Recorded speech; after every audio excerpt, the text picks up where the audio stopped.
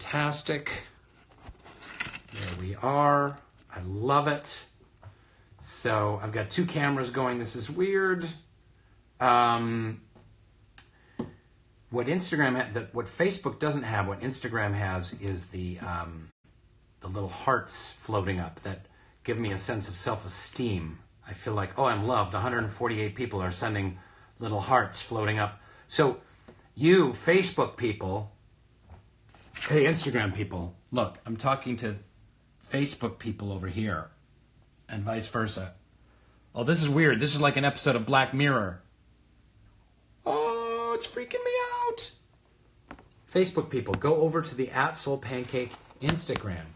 Sarah Crowley says, I don't have Instagram. Give me a break. Of course you have Instagram. There you have it. So go over to the @Soulpancake Instagram and follow me live right now. And I'm going to be interviewing Angela Kinsey in like 5 or 10 minutes. Do you follow? Let's do this. Okay, goodbye. Goodbye, Facebook. Hello, Instagram. Okay. Sorry, I'm not so good at this.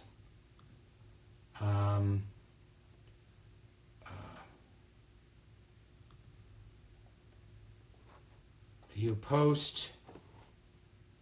Share. Share now. It's been shared to my timeline. Okay. What the hell? Okay, there we go. Hi, everybody. Okay. Hey, hi, guys. Sorry, I've been ignoring you. I was trying to get some of my Facebook followers over to the @Instagram live, @Soulpancake Instagram live. I personally, welcome to Hey Human, everybody. We've got a special guest, Angela Kinsey, will be joining me live here in a few minutes. Yes, Angela. I heard see a little thing. Angela, exclamation point. The beloved, wonderful Angela. Ladies and gentlemen, welcome to Soulpancake. It's a company I co-created and has been a big part of my life for the last 10 years. It's an online digital platform to uplift and connect people. And so we thought, why not just do a live show where anything can happen because it's live, and interview random people from the internet about their human experiences surviving this quarantine and these crazy times and connecting with one another, trying to look for the silver lining in all of this madness. So Angela Kinsey is coming right up, and then some random people from the internet that I will be interviewing today. So me personally, Rainn, I have a lot more viewers on my Instagram and my Facebook and stuff than Soulpancake does, but so I'm trying to get some of those guys over to the @Soulpancake to watch the show here on Soulpancake. But I was thinking about today about we have a hard time as a species, I think, living in dichotomies, living in kind of two facts that bump up against each other. If I could create a Venn diagram, and maybe I'll try and create a Venn diagram. I'm not really very good at it, but I see a notepad sitting here, and maybe I have a Sharpie. Yes, I have a Sharpie. It would be that this time is equal parts terrifying. I mean, people are dying, and some of the numbers that you read about in little areas like New York or Italy or Spain, it's very scary. We're getting, into the hundreds and thousands of mortality. So it's not a joking matter at all. It's equal parts terrifying. Angela Kinsey will be joining me in the next 10 minutes or so. Angela Kinsey from The Office. So this is backwards, but you get the idea. Terrifying.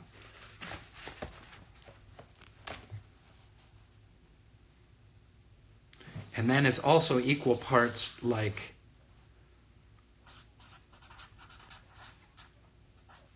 connected. Like I feel more connected than I have previous, in the months before this, because I'm reaching out more. I'm texting friends. I'm connecting with people online a lot more. And then I think disconnected is one, maybe. disconnected,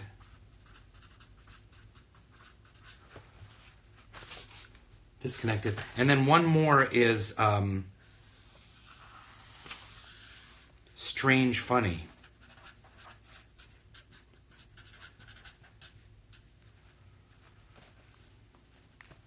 So where they all meet up is in the middle, right here. So this is where we're living right now, and this is hard for me and other people to process. We're in connected, terrifying, disconnected, and strange/funny. It's kind of funny. There's been a lot of very funny memes going on at the same time. So one of the things I think we struggle with as human beings is living in a dichotomy, living in two things that don't necessarily sync up in a space where we've never lived before. And I think it's okay to allow for the fact that this is terrifying and it's also funny. It's both of those things. If you're being funny, it doesn't mean you're neglecting the terrifying. And if you're being terrified, it doesn't mean you're neglected the funny. And we're getting more connected. Look at this show we're doing right now. Look at how connected we all are.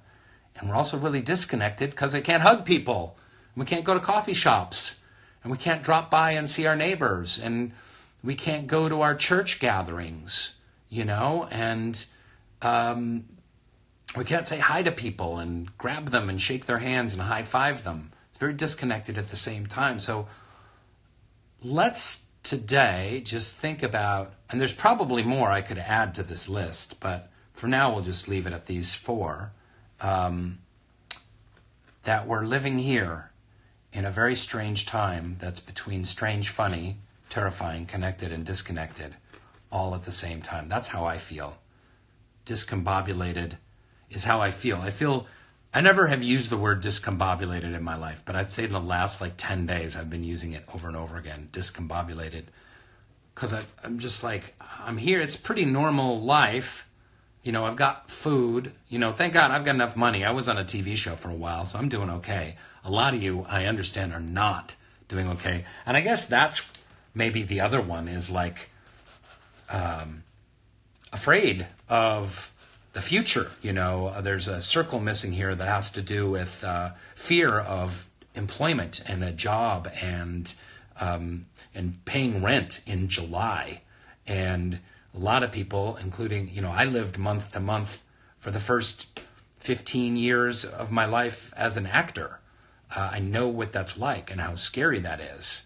So a lot of people living month to month as well. So there's a lot of financial insecurity and fear going on as well that is very real.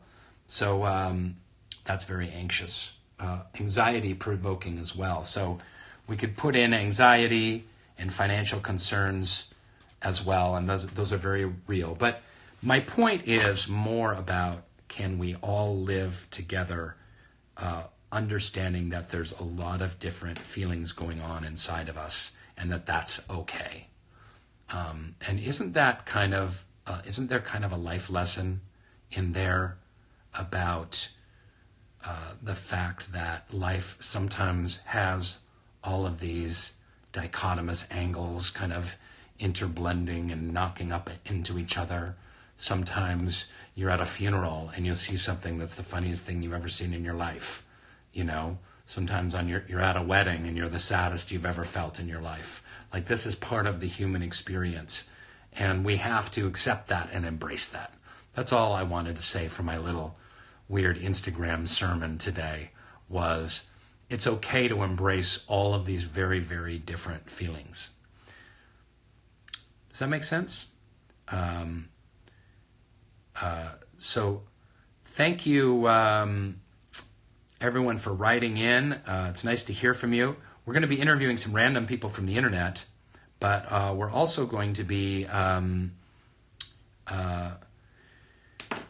talking to Ms. Angela Kinsey. So let's see if she's here somewhere. So all of you random internet viewers, please log in and ask to share screen. Ask to share screen and join conversation, join screen or whatever. But right now we're going to talk to Ms. Angela Kinsey, Everyone, a big round of applause. Can we all put our Instagram hands together, our virtual hands together? And look who's here. Can you believe it? Hi. Hey, Ange, how you doing? Hi, buddy. It's so good to see you. Hey, it's great to see you. I'm doing a live Instagram show. Isn't that crazy? It's crazy. I watched your whole beginning. I listened to you and I saw you draw your circles and I thought there was some really good stuff there, Rainn. Well, I'm sure you watched all of the last 7 episodes that we've done as well to research being a guest on this show. Very much so. Yeah. Hey. So we've done, this is show number 8. We've been plugging away every day at noon. Sometimes, you know, we get 200 viewers, and now we got, because you're live now, we've got another 2,000, which is fantastic. Hi, everyone. Thanks, Angela Kinsey's viewers. Thanks for coming on. Please make sure, everyone, to follow at Soulpancake. It's a terrific online digital media platform. Obviously, YouTube channel and Facebook are much bigger than its Instagram presence, which is about 200,000 followers. But we really wanted to do the show on a platform that is all about bringing people together and connecting them. So you saw my little Venn diagram that I did, Angela. I did. And there's some missing, but this is a start. Maybe we'll do part 2 tomorrow. But terrifying, connected, disconnected, and strange and funny at the same time. And we're here, and sometimes we go in between all of those different feelings and others. Do you have any experiences like that or anything to share on that, on this theme? Yeah, I mean, you know, I have 3 children, and they're 11, 11, and 9. And so I'm also navigating this through their eyes and trying to think about what their world is like right now. And also it's hard because I feel like that I'm trying to keep things not scary for them, but also things are scary, you know, so it's sort of this balance with the kids. And that has been kind of interesting because I want to be truthful to them. I want them to know the stakes of what's happening in the world and how we need to be responsible. But I also don't want them to live paralyzed by fear. So there's a little bit of that. Oh, someone asked me if I'm in my That's What She Shed. Yes, I am. I'm in my That's What She Shed. Sorry, Rainn. I didn't know that was the thing. This is my shed, Rainn. I got a shed and I made it my home office, but it's just a tough shed like you'd buy at Home Depot. Is that the one out by the, I saw that in your backyard. Is that by your pool kind of? Like? Yes, it's dangerously close to my swimming pool because it's the only place we had to put it. But I am very thankful that I have this little space to work. And it's lovely. Thank you. I have a question for you. This is off topic. Is that a cage behind your head? Yeah. What lives in it? Oscar Nunez.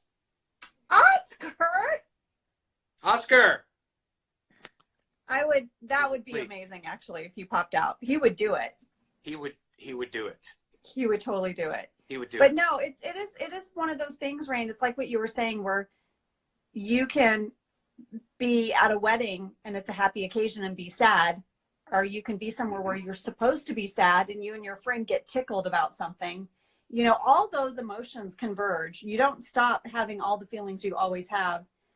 Your environmental life is changing, but you are still you and you're still trying to process all the information. And some days you're going to be scared and some days you're going to feel triumphant, like you got this. And other days you're going to laugh because if you don't laugh, you'll cry. It's all of those things, and they're all okay. I think society kind of tells us what we should be feeling. And I think the source of a lot of, you know, I've suffered a lot in my past from anxiety and depression. Something I've started kind of writing about a little bit more, something I want to kind of share more with people because it's such a relevant topic today in young people, the epidemic proportions of anxiety and depression that are going on. And I think there's a myriad causes for this. But do you know what myriad means, Angela? Are you being condescending? Yes. Well done. There's several things that have led to this for you, Rainn. Oh, you're sharp as a tack. I love it. Oh. So, but continue. I'm sorry? I said continue. Thank you. With your permission, thank you. Yes. Block, ban, hang up. So, listen, I think people get confused sometimes because they feel like society tells you what you should be feeling, and then you're feeling something different, and it doesn't compute, and it's right. And I think social media doesn't help that. I was looking at social media recently, and I was just because I have here I try and stay off of it a lot. Personally, I post things, but I try not to just spend hours surfing on it. But because I have Soulpancake on the iPad, I was looking at it a lot, and there were people writing poetry, and I was like, and posting their poetry. I was like, I should be writing poetry. And there were people taking photographs of like birds in the spring. I'm like, yeah, I should be taking photographs of birds in the spring. And there were people like doing crafts, and then there were people working out, people doing yoga, and I was like, I should be doing that. I should be doing that. If that's what your social media was full of, I would call you and be like, are you okay? What do you mean? You okay? If you saw me doing that on social media? Like if your social media all of a sudden became arts and crafts and photos of birds, I'd be like, Rainn, do I need to come over? You know that I have an inner hippie in me. I know that. You're crunchy. I know you're crunchy. I'm a little crunchy. I'm very much love, power, bringing people together. Yes. Can we all just get along? Kumbaya. There's a big kumbaya component to the old. Hey, I love it. I love it. And but so I was seeing all this stuff, and I was thinking I should be doing all that. Then I felt bad, and it's like, oh, I lost you for a minute. But I felt bad. I was like, but I'm doing enough. I mean, I'm doing this show, and I'm writing some projects, and I'm involved in some other things, and Soulpancake that's uplifting. So I feel like in my head, I know I'm doing what I need to be doing right now. But then I felt really bad. But I think for me, like one of the stories from my life was that when I got out of acting school and I was a professional actor, and I had a beautiful girlfriend, now my wife at the time, and I had a great apartment in Brooklyn, but I was really unhappy, even though everything that I thought in my head I had always wanted, I had, and I was still really unhappy. So it's really been a lifelong journey. Like, why do I feel unhappy, even though I have all of these things that I've wanted my whole life? So a lot of times society, our inner experience doesn't match up to what our externals are. You know what I mean? Do you have any experience like that? All the time. I feel like I just could be doing better than whatever it is, wherever I'm at in life. Like, I should be more accomplished, right? Maybe I should have taken that job in New York, and maybe I would be, whatever, Oscar nominee or whatever it is that you judge yourself by. Yeah. But really, I try to quiet all of that noise, because it's just noise. How do you quiet all that noise? The comparison, envy, the what ifs, the shoulds, I should be, the anxiety that comes from it. I try to, one of the things my dad, when he was alive, he would share with me is how he would deal with stress is he would go out and do something with his hands and kind of get connected back into his body and out of his head a little. And so I try to do things like that ground me in the present. And, children are very grounding in that way, Rainn, because our kids live in the right now. They don't think, they don't plan for future. They don't really have a concept of the past, children, when they're young. And so it kind of forces you to be in the present. But I do think about my dad quite a bit, how he would go, we had a farm, and he would go like build a fence or something, and kind of get himself back in just like his body a little bit. So I'll do little projects, and I know they might seem simple, but it helps me. It's almost a form of meditation where I'll do something really simple, like, all right, today I'm going to organize the pantry. I know it's very simple, but it's also about starting a task and could you organize would you organize my pantry? I will come over when they allow me, Rainn. When I'm allowed, I'll come over and organize your pantry. It brings me joy. It's also about starting a task and finishing it. I feel like a lot of times in our industry, and I know this is different depending on what your industry is, a lot of time our dreams feel very big and out of our control. And like we are always like, I don't know, that we don't get to make a lot of choices sometimes in our careers. It's other people, the director, the casting director, the producers. And as an actor, you don't always have a lot of control. And I love having a task that's mine, that I complete and finish. Yeah. And but one way I quiet the noise, and I know this is very simple sounding, but I try to sit and be still. And be still and just be quiet. Now, do you view that as being as different than meditation? Or is it just a less formal form of meditation, just being still? Because that's a big component of meditation. Yeah. Yeah, I just try to sit, you know, I love a back porch. I don't know if it's because I'm Southern, but I love a porch. And I just try to sit on the porch for a few minutes, just have like a cup of tea or something and just sit and be still. And I just, in those moments, try to have a moment of gratitude. And it can be as simple as, oh, I'm so thankful that, you know, there's a really nice breeze out today and it feels good going across my face. And I'm thankful for that breeze. I'm thankful that I get to sit here and feel that breeze. And that's so wonderful, Angela. These are such specific things to share with people about making stuff with your hands, doing stuff with your hands, finding time to be still. Yeah. And finding even tiny, simple moments of gratitude. That's really great. Yeah, I think that helps me. And I think, you know, also the one thing I always tell my kids over and over, and it's something my parents told me a lot, is that you are enough. Just you exactly as you are enough. Yeah. Yeah. You know? Yeah. That's a tough one for me. You know, when I started doing therapy a while back, 10 or 15 years ago, however long it was, they had me do affirmations, and one of them they had a list you could choose from, or you could write your own. And they had this list, and the top one was "I am enough." And I was like, I looked at it, and I was like, oh shit, I don't feel that. And so my therapist was like, that's the one you have to look in the mirror every day. To hang by your mirror and every day look in the mirror. And I know it sounds like, who was the what was that Saturday Night Live sketch? Like, gosh darn it, I love you. You are good enough. Was it Stewart or something? Yes, Stuart Smalley. Yeah. I'm good enough. I'm smart enough. And gosh darn it, I like me. Yeah. From the former Al Franken, the former senator from Minnesota. But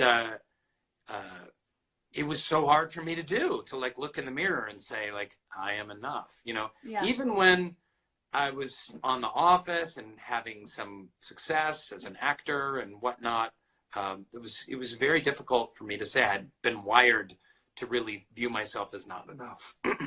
Well, you are enough, mister. Oh. And you know what I think? I think it's actually very hard for people who are smart asses. And you and I are both kind of smart asses.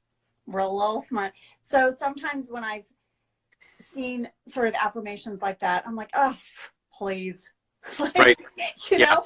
And instead of just like saying, all right, step out of yourself for a minute, smart ass. Yeah. And let some of this message get inside. Because I am like down the middle. I am half kumbaya. Yes. Half cynical smartass. I know. So there's I this love you so much. Yin-yang battle between the two. Yes. I know. Me too. Yeah. You are a beautiful human being. Well, I love you so much, Rainn. I'll come back anytime. I'll come back. Do you want me to be on your stupid podcast? Yes. Will you be on my stupid podcast with Jenna Fisher? Who? Jenna Fisher. You doesn't heard ring me. a bell. All right. Background actress? I hear my kids yelling. What are they doing? Ah! Yeah. Did you hear that? They're fine. They'll be fine. Just throw them a sandwich. Make sure they don't drown. Hey, It was such a pleasure talking to you, Ms. Angela Kinsey. You're awesome, and thank you for taking 10 minutes, 15 minutes out of your very busy schedule coming on. Hey, human. I love you, Rainn. Tell all your stupid followers to follow at Soulpancake. Will you do that? I will. I will tell them. No, just tell them right now. Tell them right now. Oh, you know what my kids wanted me to say to you? What? Hi, idiot. Oh, You guys, I was in the car with my kids and Rainn called and I said, Rainn, I'm with the kids. You're on speakerphone. And he said, hello, idiots. And they loved it. They laugh. They laugh and laugh. Yeah. All right. Yeah. I love you. Bye. Bye. Love you too. So long. Bye. Okay. How was that? What an asshole. Right? You see what I had to deal with for almost 10 years? Blah. Blah. Blah, blah, blah.